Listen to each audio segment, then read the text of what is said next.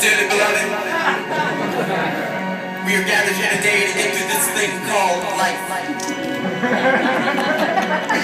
Electric word, life means forever, and that's a mighty long time. But I'm here to tell you, there's something else. The afterworld.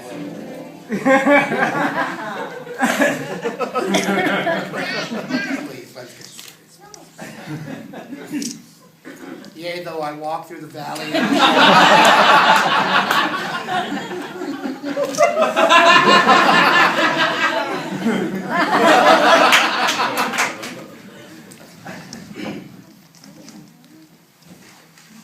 You know you wanted just a little intro from me and Wanzie.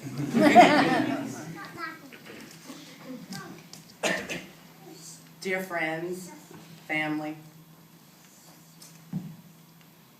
everyone that has been a supporter and advocate and person, a part of this journey that is Chad and Jason's, we welcome you here tonight to celebrate their marriage. Their marriage, and I say that word very carefully, very chosen, and very deliberately, is something that I know every one of us here in this room tonight values. This marriage is happening on this stage after a production that is about the biggest civil rights issue of our time. It is a show that my company put its name on. I only put my name on quality. I know no couple that has more quality than Jason Donnelly and Chad Lewis. Today is your day and the beginning of what is only the next chapter of your life. Nothing will really change about how you feel and what has happened since you got together that night at the Parliament House, at Hedwig, and the Angry Inch, which then led you to hook up at Southern Nights. But they had their first kiss in front of the fountain of Lake Eola, like many of us have. A very mainstream place, a very public place for all couples to walk and share with their families, with their dogs, with their kids. That is where their first kiss was. When I first met Chad Lewis 17 years ago, it was before I had even moved to Orlando. I had come here to visit some friends on a vacation.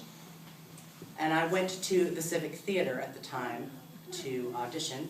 I got cast and I ended up moving here a few months later. And Chad Lewis was the first person that I met when I came to this town. And he is my best friend. At that time, we grew, and we were not familiar with Julia Cameron, who is the writer of The Artist's Way. But our philosophy on life, before we even knew it, was very much leap, and the net will appear.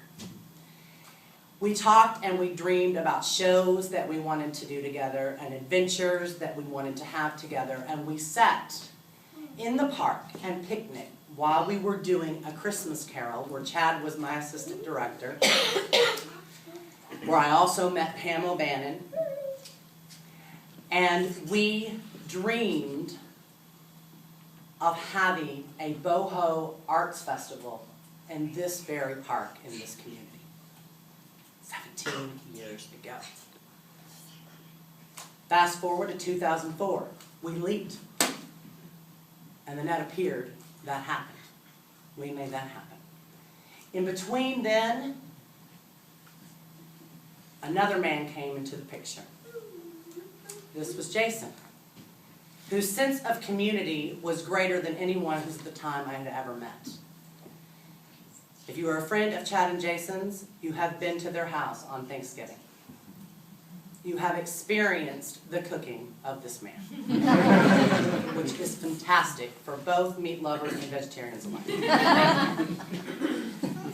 But more importantly than that, what you got was a sense of family and a sense of community, love, and what would soon be marriage. All of us that were over there on those Thanksgivings, all of us that attended any arts project that Chad, myself, Jason did along the way, we all leaped, and that net appeared. A couple years back, Chad and Jason decided that they wanted to venture out to California. This decision did not come lightly. Chad's mother was ill at the time, and he wanted to be closer to his mother. Jason wanted to be by his side. They wanted to make what needed to happen for that woman in her time of health issues be the best that it could possibly be.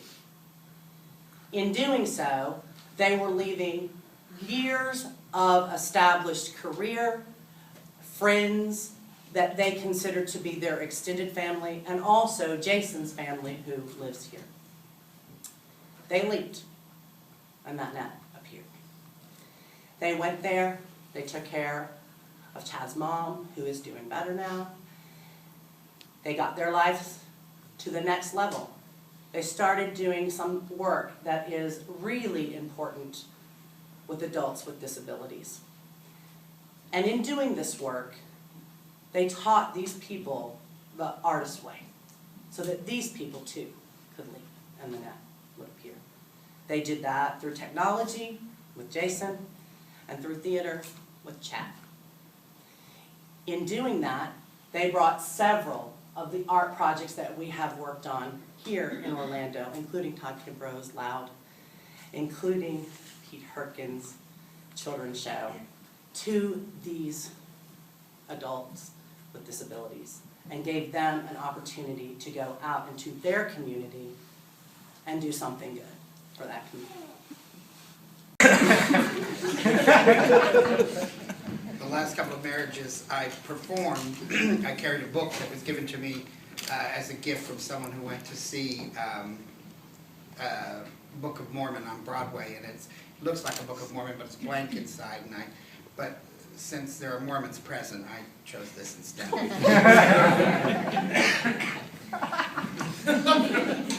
First of all, I'm a little bit bitter. I had a crush on one of you. And this one came on the scene just before my adoption papers for Chad went through.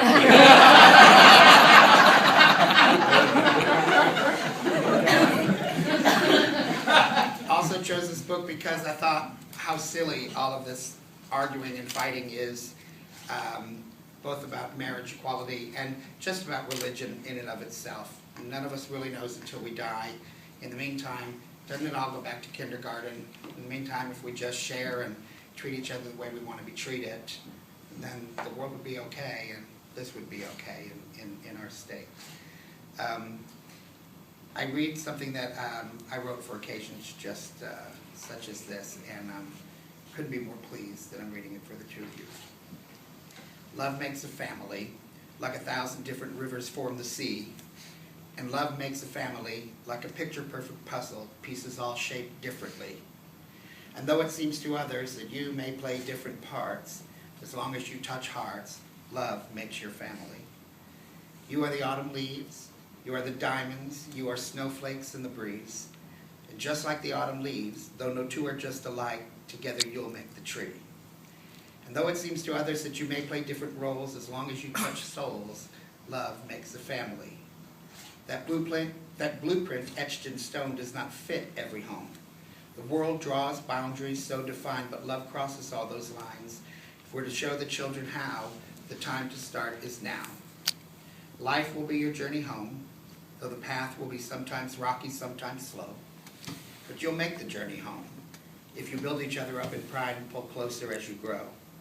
And though it seems to others that you may play different parts, the state of Florida can't keep you two apart because love makes the family. Love is in all of us, and tonight, in witnessed by all of us, you, Chad and Jason, affirm and confirm that together you make a family. I, Chad, take you this day to be my husband. This started as a 5-year lease on love. I renewed that lease about more than 40 years ago with the option to buy. Today, I'm buying. Jason, you are my best friend, my biggest supporter, and my rock. I stand before our family, our friends, and all these witnesses to declare my love for you and my undying devotion. I dedicate all that I have and all that I am to you from this day forward.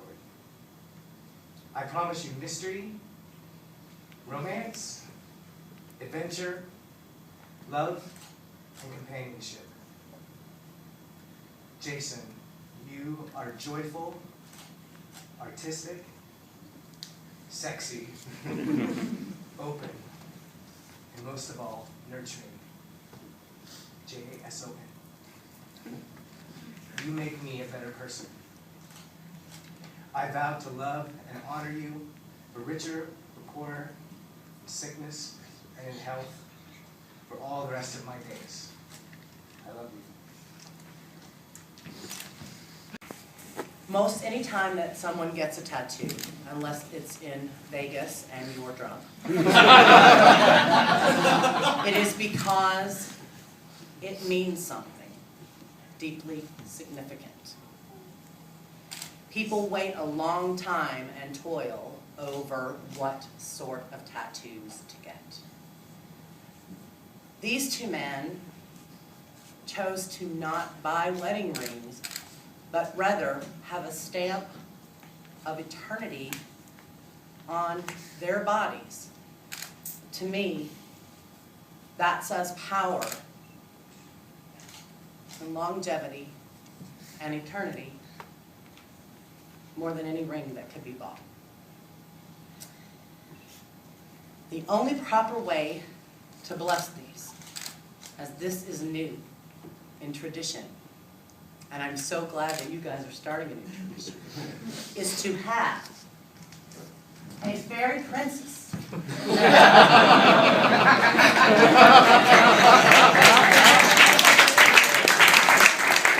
a fairy wand. Say, bless. We're going to have the traditional exchange of the rings. Won't this be tricky?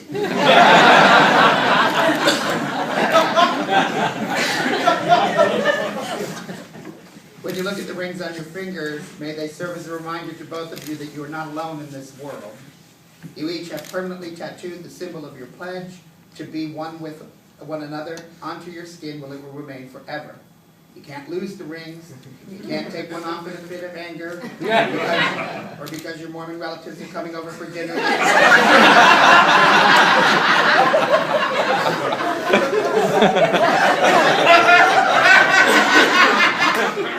These rings will stay with you always as an outward reminder of your promise to stay with one another through the good times and the rough times, through the Prop 8s on trial and the Jaws the musicals. In sickness and in health, in Florida or California, for as long as you both shall live in love. Chad, please take Jason's ring finger in your hands, look into his soulfully beautiful eyes, and repeat after me. Jason, will you always wear this ring? Jason, will you always wear this ring? As a lasting reminder of our marriage vows. As a lasting reminder of our marriage vows. And as a symbol of my love and commitment to you. And as a symbol of my love and commitment to you. And in doing so. And in doing so. Do you join me. Do you join me. In being my earthly. In being my earthly. And spiritually wedded husband. Vested in Wanzie and I, but through the online Universal Life Church. And Wanzie's title of spiritual leader by the papers here at the Watermark. And my pseudo-pagan Wiccan lifestyle of high priestess and dame. And by the non-powers that are invested in the state of Florida to us. We ask that all of the community members here tonight, dear friends, dear family, all of our friends and family who are far away and thinking of us tonight, and all of those who have passed and are looking down upon us tonight.